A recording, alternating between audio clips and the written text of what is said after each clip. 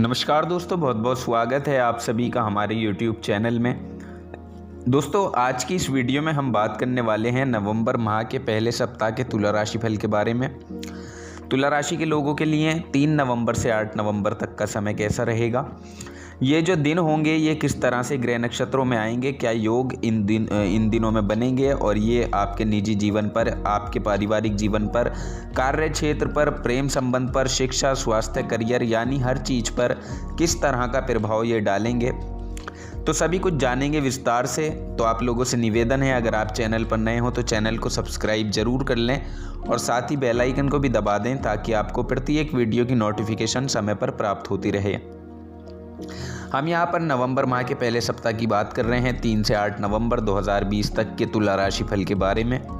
तो चलिए जानते हैं ये पूरा सप्ताह आप लोगों के लिए कैसा रहने वाला है। और दोस्तों, सच्चे मन से कमेंट सेक्शन में जय माता दी, जय शनिदेव लिखना ना भूलें। साथ ही इस वीडियो को एक लाइक ज़रूर कर दीजिएगा।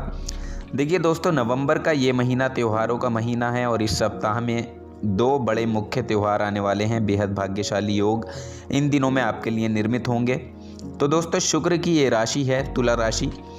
तुला राशि के लोगों के लिए ये सप्ताह में जो चंद्रमा की स्थिति होगी, तो यहाँ शुरुआत में चंद्रदेव आपकी राशि के अष्टम भाव में होंगे, उसके बाद नवम भाव में और फिर दशम भाव में होंगे, यानी जो आपकी आयु का भाव है, भाग्य का भाव है और कर्म का भाव है। तो दोस्तों, ये तीनों भाव यहाँ आपके सक्रिय अवस्था में रहेंगे और इन्हीं के आधार पर आपकी जो दिनचर्या है उसमें परिवर्तन देखने को मिलेगा, क्योंकि चंद्रमा जब भी किसी भाव में बैठते हैं तो उसी के अनुसार आपकी दिनचर्या को प्रभावित करते हैं।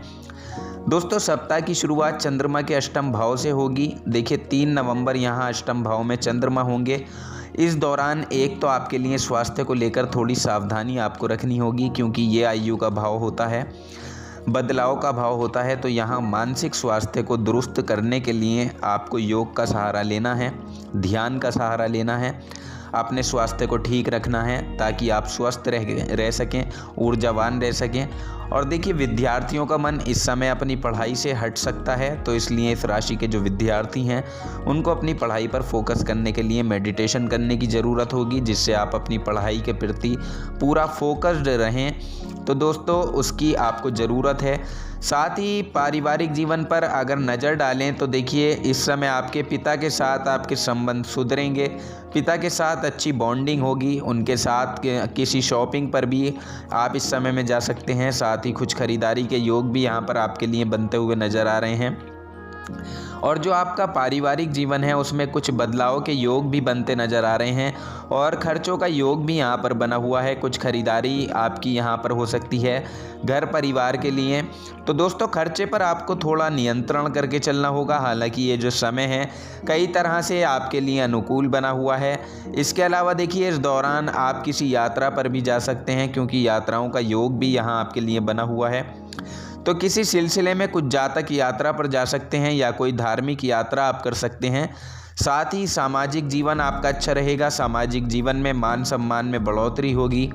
और अगर आप नौकरी बदलने का विचार कर रहे हैं तो यहाँ आपको थोड़ा संभल कर चलना होगा, क्योंकि इस दौरान आपको छोटी छोटी बातों पर थोड़ा तनाव हो सकता है। तो वहीं कलात्मक चीज़ों से भी आप जुड़े हुए दिखाई देंगे। इसके साथ ही बुध की आपकी राशि में मौजूदगी आपको इस समय बौद्धिक सामर्थ्य प्रदान करेगी, आपके चातुर्य को बढ़ाएगी और वाणी के प्रभाव में भी वृद्धि करेगी, जिससे आप जो कार्य करेंगे उसमें सफलता आपको ज़रूर मिलेगी। और उसके बाद देखिए, चंद्रमा आपके नवम भाव में आ जाएंगे, यानी भाग्य के भाव में, धर्म के भाव में। तो ये समय जो होगा ये आपके लिए बेहद अनुकूल होगा। इस भाव में चंद्रमा आकर आपको धर्म कर्म के कार्यों में आपकी रुचि बढ़ाएंगे, आपको मानसिक शांति मिलेगी और इस समय आप यात्रा पर भी जा सकते हैं। तो दोस्तों, इस राशि के जो जातक नौकरी करते हैं, जॉब के सिलसिले में बदलाव की इच्छा आपके मन में जागृत होगी।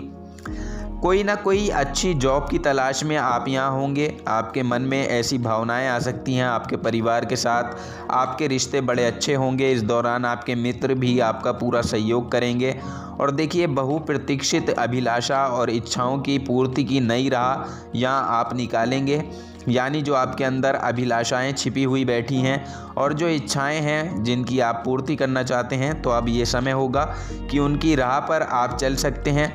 देखिए, एक छोटी सी बात का आपको ध्यान रखना है कि इस समय भाई से किसी प्रकार का तनाव आपको हो सकता है, इसलिए उनसे बात करते समय आपको थोड़ी सावधानी ज़रूर रखनी होगी।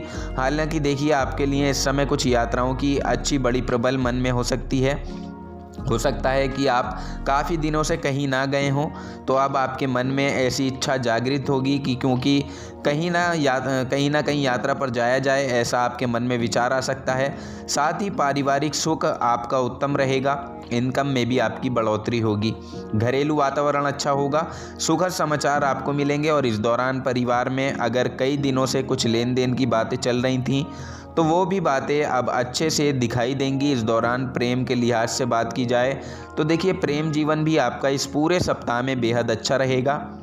वैवाहिक जीवन भी बहुत अच्छा रहेगा और वैवाहिक जातक अपने साथी के साथ अच्छा टाइम स्पेंड करेंगे। कहीं घूमने जाने का भी यहाँ पर आप प्रयास करेंगे, कोशिश करेंगे, जिससे आप दोनों को एक साथ कुछ वक्त बिताने का मौका मिलेगा।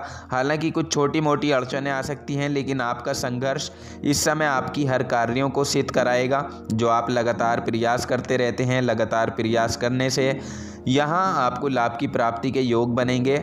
और अगर ज़मीन से संबंधित कोई कार्य आप करते हैं तो उसमें भी अब आपको लाभ की प्राप्ति होगी।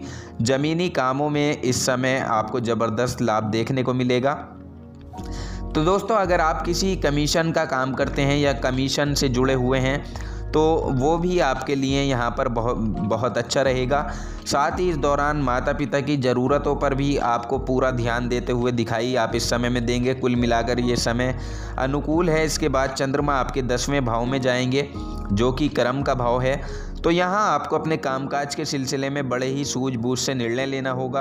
कोई भी फैसला जल्दबाजी में बिल्कुल ना करें, एक अपनी वाणी को नियंत्रण करके रखें। तो ये समय आपके लिए प्रयासों का है। ज़्यादा प्रयास आपको अपने कामों में करने हैं, कड़ी मेहनत करनी है, क्योंकि देखिए, जब कम समय में कड़ी मेहनत की जाती है तभी सफलता प्राप्त होती है। इसलिए ज़्यादा से ज़्यादा मेहनत करने की आपको आवश्यकता होगी। किसी की भी फालतू की बातों में आपको चिंता नहीं करनी है, फालतू की बातों में आपको नहीं पड़ना है। वाद विवाद से इस समय आपको पूरी तरह से दूर रहना है। किसी की बातों को अपने माइंड से, अपने दिल से नहीं लगाना है और उस पर रिएक्ट नहीं करना है। बस आप अपना मन आपको अपने कामों में लगाना है, तब जाकर ये जो समय होगा ये आपके लिए अनुकूल बन पाएगा। साथ ही इस दौरान आपके अपने लव पार्टनर की भावनाओं को देखेंगे, उनकी भावनाओं को नज़रअंदाज नहीं करेंगे। और देखिए, सप्ताह का अंत जो होगा, तो ये समय यहाँ आपके अंदर संयम और धैर्य की परीक्षा लेगा। अगर आप संयम रखते हैं, धैर्य बनाकर रखते हैं, तो किसी भी तरह की परिस्थिति का आप सामना कर सकते हैं और आप खुद को उस परिस्थिति के अनुरूप ढाल सकते हैं। और देखिए, यही जीवन का लक्ष्य है कि हर परिस्थिति के अनुरूप ढलकर आप अपने कार्य को अंजाम दें। ये आपके लिए काफ़ी अच्छा रहने वाला है। विद्यार्थियों के लिए भी अंतिम सप्ताह अच्छा रहेगा। आप खुद पर नियंत्रण रख पाएंगे और हर परीक्षा से बाहर निकल पाएंगे। और अगर मित्रों से मिलने का आपका मन था, तो मित्रों से भी मुलाकात इस समय हो सकती है और किसी नई खबर से मन आपका परिवर्तित होगा। दोस्तों, आपकी राशि के लिए जो ये सप्ताह है काफ़ी अच्छा रहेगा। इसके अलावा ये जो समय है, ये डेली इनकम वाले लोगों के लिए भी बहुत अनुकूल बना हुआ है। और इस दौरान 2 बड़े अच्छे पर्व भी हैं। एक तो 4 नवंबर को करवा चौथ का पर्व है, जिस दिन महिलाएं अपने पति की लंबी आयु के लिए व्रत रखती हैं। तो दोस्तों, आप सभी को करवा चौथ के पर्व की हार्दिक शुभकामनाएं। और उसके बाद 8 नवंबर को अहोई अष्टमी का व्रत है, जो संतान की कामना के लिए किया जाता है।